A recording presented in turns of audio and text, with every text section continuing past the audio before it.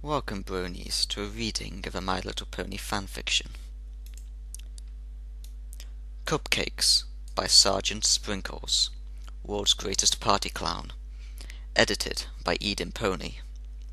Warning: this fanfiction is incredibly gory and may ruin your appreciation of a certain My Little Pony character, as well as the titular baked goods. Read at your own risk. The air was warm, the sun was shining, and every pony in Ponyville was having a glorious day. The town square was bustling and crowded with busy ponies filling the streets. All the pony folk seemed to have somewhere specific to be, all except Rainbow Dash. Her place was in the sky. She tore freely through the air, speeding one way and the next, buzzing the treetops and racing the wind. The blue Pegasus swooped over a schoolyard, much to the delight of the children, then climbed several hundred feet and dove, streaking downwards as fast as she could. Seconds before hitting the ground, her wings flew open and she pulled up back into the clear blue. Rainbow felt alive. Suddenly, Dash remembered that she had somewhere to be. She was supposed to meet with Pinkie Pie in 5 minutes. Dash had gotten so worked up in her exercises that she'd nearly forgotten that Pinkie had asked her to meet at Sugar Cube Corner at 3. Pinkie hadn't said why, or what they'd be doing, but Dash knew that with Pinkie, it could be anything. Dash wasn't sure if she wanted to go or not, though she was so engaged with her stunts that she thought about blowing it off to continue flying. But Dash's conscience got the better of her. She knew that it would hurt Pinkie's feelings. After all, Pinkie had said it was going to be something special, just for the two of them. Dash considered it, and then thought, why not?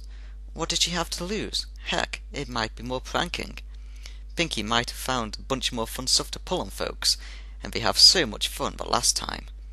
Dash kicked into overdrive to make up for lost time and sped to her appointment. When Dash walked into the store, she was immediately greeted by her host, who was bouncing in excitement. "Yay, you're here! I've been waiting all day," said the jumping pony. "Sorry I'm a little late, Pinkie. I was doing my afternoon exercise and lost track of time," Dash apologized. Pinkie giggled and responded in a gleefully reassuring tone. "Oh, that's okay. You're here now. What's a few more minutes? I've been so excited about all the fun stuff we're going to do. I haven't stopped bouncing since I woke up. I almost forgot to breathe. I've been so happy." Dash gave a slightly uncomfortable laugh. She had always appreciated Pinkie Pie's friendly, outgoing way of life, but Pinkie's overabundant enthusiasm almost creeped her out. Dash maintained a polite expression, however. If Pinkie was this worked up, whatever she had planned must be good. "So, you ready to get started, Rainbow Dash? I've got everything all ready," the pink pony said. Dash psyched herself up. "You betcha, Pinkie. So, what you got planned? We gonna prank somebody? I got a couple of good ones I've been thinking about. Or maybe we got some fun stunts to do. Or perhaps making cupcakes," Pinkie happily announced. "Baking?" Dash was disappointed. "Pinkie, you know I'm not good at baking. Remember last time?" "Oh, that's not a problem at all. I only need your help making them. I'll be doing most of the work," Pinkie explained. Dash thought about it for a few seconds. "Well, it's all right. I guess that's okay. What exactly do you need me to do?" "That's the spirit. Here you go." Pinkie handed Dash a cupcake. Dash was puzzled. "I thought I was helping you bake." "You will be. I made this one just for you before you got here." "So, is this like a taste test or something?" "Sorta," Pinkie said. Dash shrugged and popped the pastry in her mouth. She chewed a bit and swallowed. "Not bad." "Okay, now what?" Dash asked. "Now," Pinkie informed her, "you take a nap." Puzzled, Dash opened her mouth, but felt instantly lightheaded. A wave of dizziness washed over her. The world spun, and seconds later, she collapsed to the floor. When Dash regained consciousness, she found herself in a dark room. She tried to shake her head, but found that a taut leather strap held it firmly in place. She struggled to move it, but braces around her chest and limbs glued her to the rack, formed a series of sturdy planks, which spread her legs wide apart. Dash's wings were the only part of her not tied down. and they fluttered frantically while she struggled to escape. As she wreathed, Pinky jumped suddenly into her line of sight. "Goody, you're awake! Now we can get started!" Pinky stated gleefully. She bounded into the darkness and quickly reappeared, pushing a small cart covered with a cloth. "Pinky, what's going on? I can't move," Dash said urgently. "Well, duh! That's because you're tied down," chided Pinky. "That's why you can't move. I didn't think I needed to tell you that." "But why? What's happening? I thought you said I was going to help you make cupcakes." "You are helping.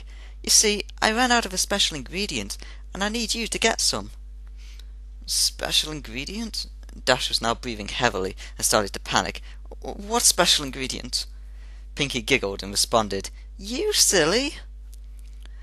Dash's eyes widened, and her face contorted in fear.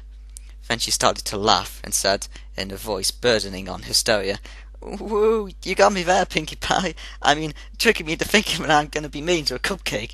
I gotta tell you, this is the best prank yet. You win, you're the best." Pinky only giggled even more. "Aw, thanks, Dash, but I haven't done any pranks today, so I can't accept your praise." Dash was struggling again. "Pinky, come on, this isn't funny." "Then why were you laughing?" Before Dash could answer, Pinky grabbed her cloth and whipped it off the cart. On the cart was a tray containing various sharp medical tools and knives, carefully organized and wickedly sharp, as well as a large medical bag. Dash was now in full panic mode. She was starting to hyperventilate. Her mind raced as she tried to reason with the pink pony. "You can't do this, Pinky. I'm your friend." "I know you are, and that's why I'm so happy that I've got you here. We get to share your last moments together, just you and me." Pinky was skipping again. "But the other ponies will wonder where I am. When the clouds pile up, they'll come looking for me, and then you'll get found out," Dash cried in desperation. "Oh, Dash," said Pinky, "don't worry. There are plenty of Pegasus ponies to take care of a few clouds. And besides, no one will find out. I mean, how long do you think I've been doing this?" And with that ominous statement, the light suddenly came to life and revealed the rest of the room. "Oh no!" Dash reeled in horror at the image presented to her. The room was decorated with a typical but twisted Pinkie Pie flair. Colourful streamers of dried entrails fluttered around on the ceiling.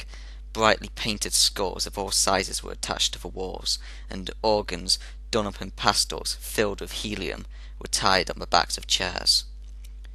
The tables and chairs were made out of bone and the preserved flesh of past ponies. Dash cringed upon seeing the centrepiece on the table nearest to her. The heads of 4 fowls, their eyes closed as if they were sleeping, were wearing party hats made from their own skin. With a thrill of terror, Dash recognized one of them as Apple Bloom's classmate, Twist. Dash's eyes darted back and forth, and then fell upon a patchwork banner hanging from the rafters, made from several tanned pony hides, with the words, "Life is a Party," were scrawled on it in blood red. Dash's attention was brought back to the party horn, unfurling and tickling her nose. She gasped at Pinkie Pie, who was standing right in front of her.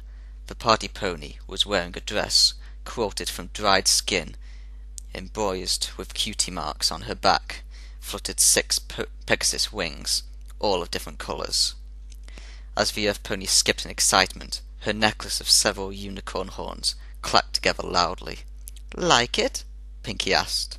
"I made it myself." Desperately, Dash pleaded with the smiling pony before her.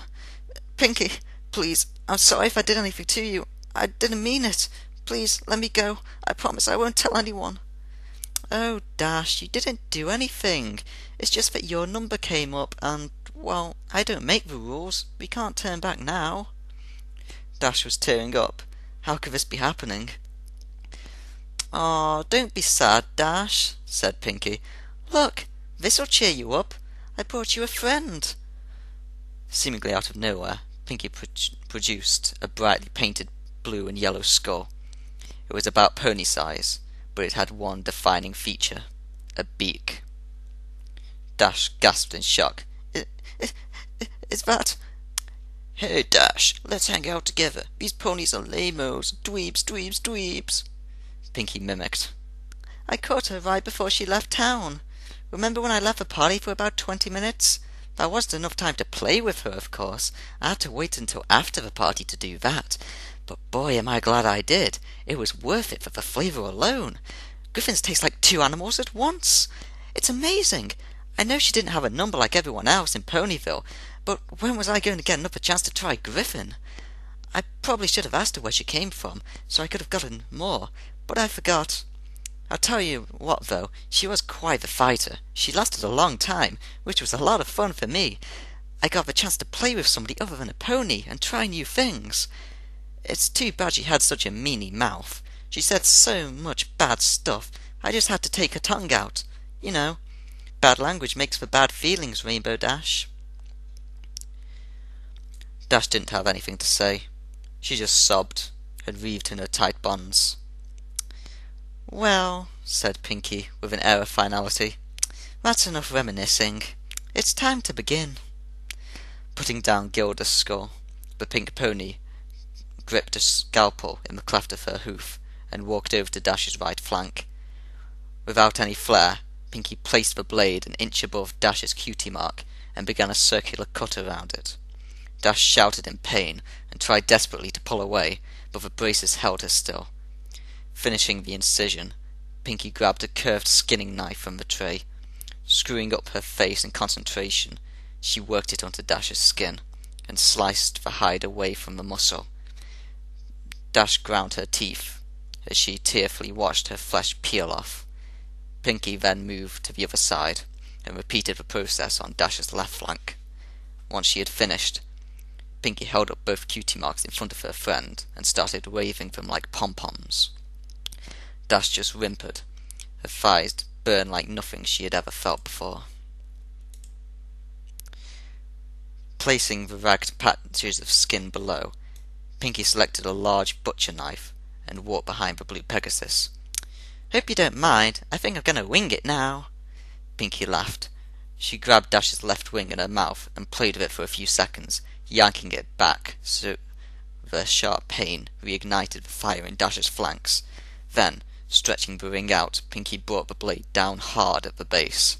Instantly, Dash screamed and thrashed her appendages. The movement threw off Pinky's aim. She tried to hit the mark again, but missed, and carved a huge slice into Dash's back. Dash, you gotta stay still or it'll keep missing, scolded Pinky at as her friend howled. Pinky took another whack and hit the target. She swung again and again. Blood sprayed into the air, but Pinky realized that this wasn't going anywhere. The blade just wasn't going through the bone. I guess I forgot to sharpen it. I'll try something else, stated Pinkie Pie matter-of-factly, as she tossed the knife over her shoulder, embedding the blade in the table. Through the haze of pain and tears, Dash heard the sound of a metal box opening and closing. Got it! Say, Dash, why do we call it a hacksaw? It doesn't hack. Hacking is what I did with a knife. This is a saw. I don't get it. Pinky placed the tool over the mangled flesh of the last attempt. Standing on her hind legs, she worked the saw back and forth with her front hooves. It sliced effortlessly through the bone and skin. The feeling of the jagged teeth grinding into her made Dash want to vomit. She watched numbly as her wing flew over her head and landed with a fluff on the table. Pinky moved to the next ring and started sawing. Dash didn't struggle this time. She'd given up trying to fight and focused on choking back screams of agony. Abruptly, the sawing paused. Pinky was only halfway done, the wing hanging off by a sliver. Hey, Dash, Pinky piped up. Think fast! Suddenly, Pinky yanked the wing as hard as she could. The bone snapped, but the blue pony's flesh held, then tore away. The paw ripped away a long strip of flesh all the way down Dash's back to her rump. Her body seized up with unexpected trauma. As her pelvis tensed up, Dash felt a warm release between her legs, and her loud, unending melody of pain filled the room. Unable to catch her breath, she blacked out.